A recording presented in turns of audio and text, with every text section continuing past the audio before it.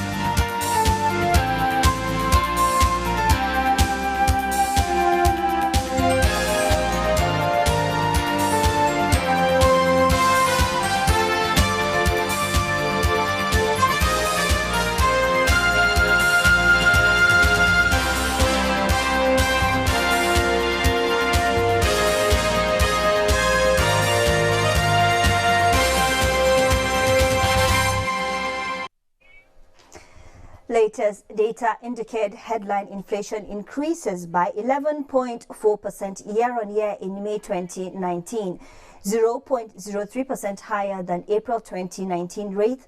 Month-on-month basis, the headline index increased by 1.11% in May 2019. This is a 0.17% rate higher than the rate recorded in April of 2019. Urban inflation rate increased by 11.76% year-on-year in May from 11.7% recorded in April of 2019, while the rural inflation rate increased by 11.07% in May 2019 from 11.08% in April of 2019. The composite food index rose by 13.79% in May 2019 compared to a 13.70% in April of 2019. This rise in food index was caused by increases in prices of meat, oil and fat, bread and cereals, potatoes, yam and other tubers, fish, milk, cheese and eggs, as well as vegetables. In other news, transactions through the Nigeria Interbank Settlement System instant payment rose to 41.48 trillion naira in 5 months of this year as banks, fintechs and telecommunications companies intensify efforts to deepen financial inclusion. This is a 36% increase in the value on transactions compared with the 30.448 trillion naira transactions in the first 5 months of 2018. Similarly, the volume of transactions in NIP increased by 35%. Further analysis of the statistics by NIPS show that huge investment of financial institutions in technology that drives digital banking have continued to yield results. Value of transactions on mobile devices from January to May this year was 183.7 billion naira, a 31% growth from 140.58 billion naira in 2018. Volume of mobile inter-scheme transfers increased by 115%, and points on sales transactions from January to May 2019 recorded a 57% increase over the corresponding period in 2018. The indebtedness of power distribution companies to the Transmission Company of Nigeria has risen to 231 billion naira as of March 2019. Nigeria's 11 discos collect funds from power consumers on behalf of other operators in the sector.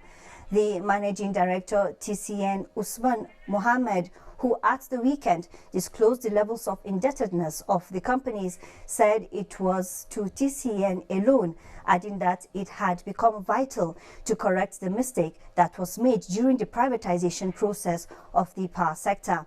The distribution and generation arms of power sector were officially privatized in November 2013 when they were handed over to private investors to manage. The Africa Development Bank, AFDB, has expressed optimism that Nigeria will soon ratify the Continental Free Trade Agreement. The Director, Industrial and Trade Development of AFDB, Dr. Abu Mukhtar, said Nigeria is an important country for the CFTA, and for the agreement to be effective, useful and really worthwhile, Nigeria has to be a part of it. The CFTA was adopted on March 21st, 2018 and has presently been ratified by 22 countries. It seeks to create a single market for goods and services and movement of persons to deepen economic integration of the continent, among others. Now, in deepening financial inclusion and improving access to credit, the Bankers Committee says it has resolved to seek access to 2.25 trillion naira pension fund, 25% of more than 9 trillion naira savings in the retirement savings account to ease the burden associated with mortgages. Nigeria's savings rate as an economy ranks relatively lower than many economies around the world, and this is one narrative that the banking sector seeks to change. And releasing the trapped liquidity that currently exists in various investments that people have in real estate, in land, or in property, and recognizing that there are some obstacles and some road bumps, but ultimately we must find a way to navigate through. So again, this is another important initiative that we feel will certainly help to boost and show the contribution of the banking sector towards creating value for the consumer.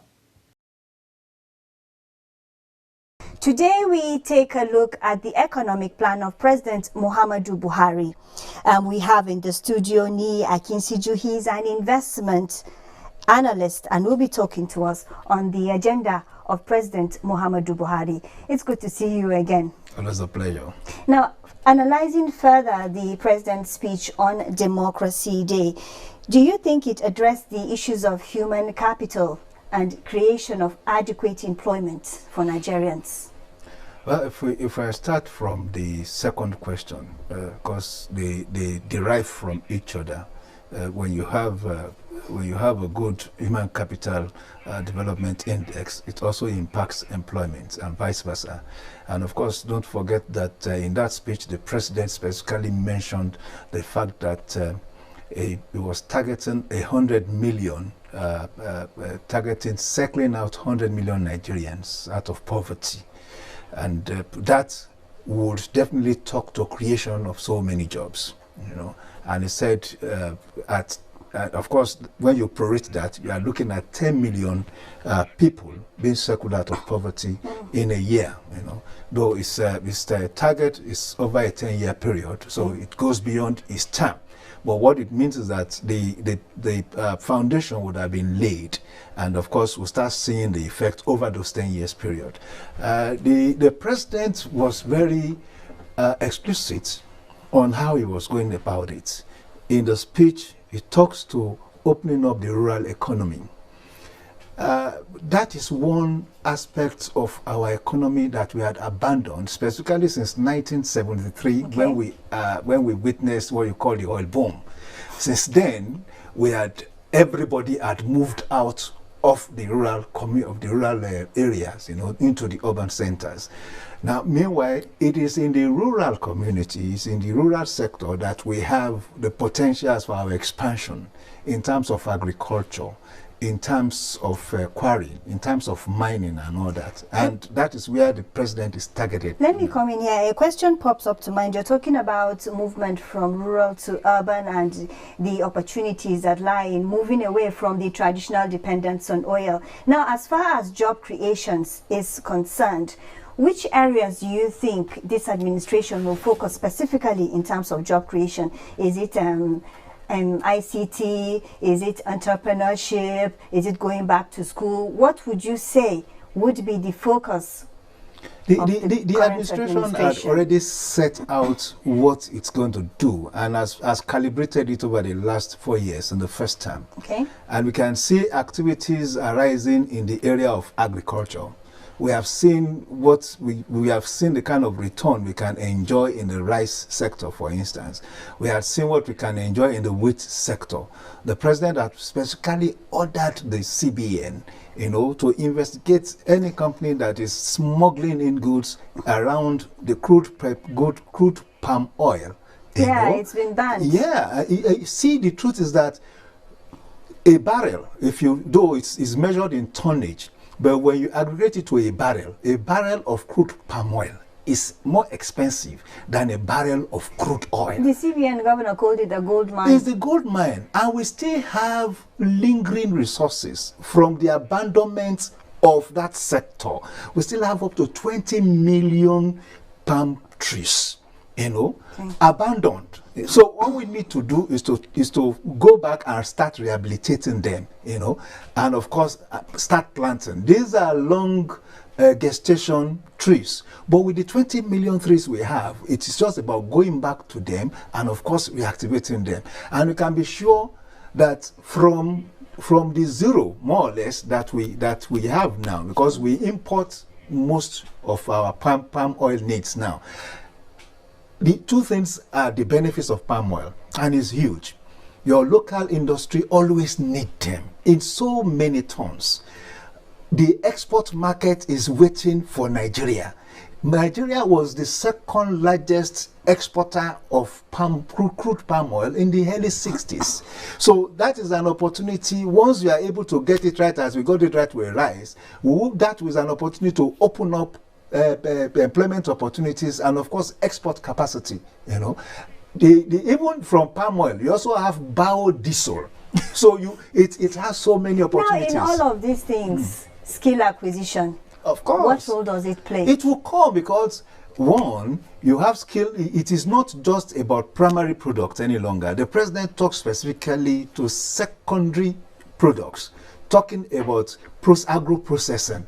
When you talk of agro-processing, it means that you are taking your value chain, the farming agricultural value chain, from the primary level to the secondary level. And what the beauty of secondary level is that you have the advantage of exploiting derivation. From a singular product, you can derive so many products from it. So it is not just one product you'll be looking at. You'll be looking at from the palm tree alone, you'll be looking at close to 7-8 byproducts that will only not feed the industry in Nigeria, but will also be good for exports. So that is increased earnings for us. And these are the basis for diversification of the economy. We are doing good with rice. We are also looking at the textile and garment sector too. Okay. Already cotton farmers are being enabled, in Katsina, and it's going to spread across like 12 states. So when all these things are activated, you'll be creating job opportunities. You'll be creating diversification of the economy. And of course, you create also different points in the value chain that are not available at this time. You are also, the president also spoke of the increasing capacity for electricity distribution, transmission and distribution. We all agree that the major headache, the weakest in that link is electricity and the distribution aspect of electricity. The president in that speech has talked specifically to investing more on the distribution. So what do we see in the next 4 years as far as electricity is concerned? I see a minimum 15,000 megawatts generation and a minimum 12,000 distribution capacity. Because what we need to do now, the transmission Company of Nigeria is getting its act right. They have increased transition capacity to about 8,000, 10,000. Okay. So if we're able to get distribution right, and we're able to increase to 12,000, it will first attend to our immediate need. Okay. It won't satisfy our need. Our need minimum is like 40,000. But as we grow, we'll start seeing the difference. And of course, the cost of production too will also fall if this generated electricity are fed into the Now, industry. what you're talking about, how is this achievable, and in what time frame? Is it why I trust the speech and the promises in that speech is that we have, if you are not cynical, if you are open-minded, you can see what has been achieved in the last 4 years, and you can say they are practical. Okay. It's the first time you see policy meeting targets. Okay. So for me, if we can within 2 years meet target on rice, within 2 years meet target on wheat, within 2 years increase our electrical generating capacity by 200% more or less. I mean, it shows that going forward, all this what is contained in the speech of the president are very practical and realizable. Okay. Now, the president did talk about the national economic grid. What do you make of this? Yeah, the national economic grid is, of course, the value, the general value profile of the nation economy, the trend, you know. What is our grid? Our foreign exchange reserve, our balance, our trade balance, the major goods we export, our export profile, you know. So what he was saying is that the economic activities in the rural communities are outside our national economic grid. So we need to bring them in. Bring in farming, bring in livestock, you know, bring in rural craftsmanship, bring in mining in the rural sector, bring them into the national main trend of the economy. Now, in closing, very briefly, do you see the interaction deepening between the fiscal and monetary policy? I think it's already deepening. There's a relationship. Yeah, but do you see it going further? Yeah, it should, because you need a balance of that. And of course, you have a central bank of Nigeria that has taken on an economic activist character. You know, so it's not just the CBN is not just limited to determining monetary policy rates. It is now also intervening directly in the economy, targeting those sublime area of the economy that can be activated and rehabilitated, and that's why we are talking of the Anchors Morals program, for instance. So, or the Real Sector Fund and all those other funds that are intervention. It's a relationship between the monetary policy authorities and, of course, the fiscal authorities. Okay. We would have to end it here. Nini Akinsiju, an investment analyst. Thank you for always joining us on the program. My pleasure, like always. Okay. Thank you. The bear hug in the Nigerian equities market seems to be getting tighter as the weekly depreciation continues. Leah Katumba Batunde has a rundown of outlook in the week ended Friday, the 14th of June, 2019. The immediate past week witnessed 4 trading days as the federal government declared Wednesday, the 12th of June 2019 as public holiday to mark the Democracy Day celebrations. A total turnover of 868.739 million shares worth 15.792 billion naira in 12,201 deals were traded during the week by investors on the floor of the exchange. Despite a marginal gain Friday, the NSE All-Share Index and market capitalization depreciated by 1.27% to close the week at 30,046.7 basis points and 13.233 trillion naira. Similarly, a lot of the indices depreciated in the course of the week. However, the NSE Banking Index, NSE Insurance Index, NSE Africa Bank Value Index and NSE Oil and Gas Index gained by 0.01%, 0.86%, 0.23% and 0.28%, while the NSE ASM Index closed flat. The financial services industry led the activity chart with 674.654 million shares valued at 9.295 billion naira traded in 6,651 deals. The ICT industry followed with 69.205 million shares worth 3.352 billion naira in 769 deals, while the third place was consumer goods industry with a turnover of 51.55 million shares worth 2.342 million naira in 1,915 deals. Guarantee Trust Bank PLC, Zenith Bank PLC and Wapik Insurance PLC jointly accounted for the bulk of trades at 359.451 million, valued at 7.774 billion naira in 2,252 deals. A total of 2,163 units of exchange traded products ETPs valued at 354,065 naira 6 kobo were traded in 6 deals.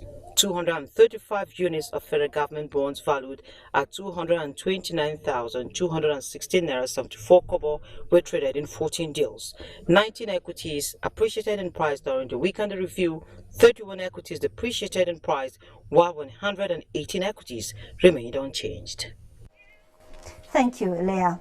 The Nigerian stock market failed to sustain gains recorded Friday as indicators dipped this Monday. At the close of trade, the market dipped by 0.36% to close at 29,937.85 basis points, while market capitalization stood at 13.192 trillion naira. Investors exchanged 2.8 billion shares valued at 3.922 billion naira in 3,660 deals. Wema Bank, Fidelity Bank and Thomas traded the highest volume of shares and were the toast of investors. Meanwhile, the Nigerian Stock Exchange NSE has placed cautionary red alerts on 34 companies over their inability to meet listing requirements, implying underlying corporate governance weaknesses that investors need to consider about the companies. The latest tracker on compliance with basic listing requirements of the Nigerian Stock Exchange indicate that the companies were flagged by the NSE for failure to submit their financial statements within the stipulated timeline. The exchange stated that identified companies fell short of minimum listing standards in terms of timely disclosure of their audit annual financial statements, a major infraction that directly affects the market-efficient price discovery and liquidity. In contravention of the extant listing requirements at the market, the 34 companies failed to submit their financial statements and accounts for the first quarter of this year. Now, stocks in Europe stumble as weak oil prices and trade worries weigh on investors. Muplang Dakok is our guide on a trip around the globe stocks. Most global stocks were mixed Monday as President of the United States Donald Trump is ready to proceed with tariffs on the remaining $300 billion in Chinese goods in the absence of a trade deal. European stocks were mixed as investors anticipate the Federal meeting this week amid expectations that the U.S. Central Bank could be cutting interest rates soon. Asian stocks were also mixed as investors await the Federal Reserve meeting. The Shanghai Composite rose 0.2% to 2,887.62, Nikkei 0.03%, and the Hang Seng Index rose 0.4% as of final hour of trade. U.S. stocks were higher in early trading as investors look ahead to the crucial Federal Reserve meeting as well. The Dow Jones Industrial Average indicated a positive opening. Futures on the S&P and Nasdaq were also seen trading higher.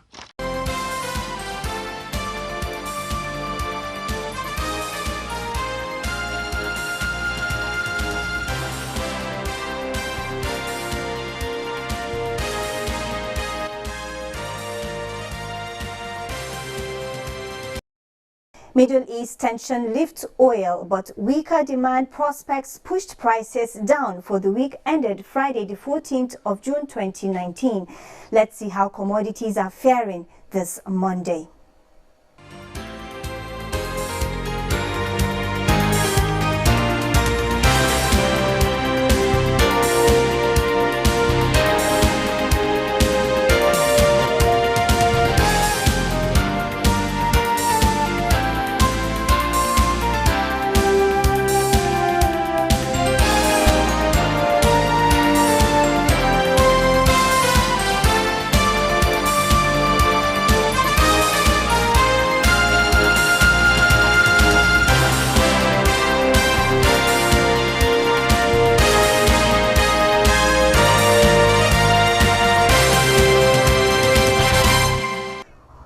a trip to the foreign exchange market. Let's take a look at the numbers.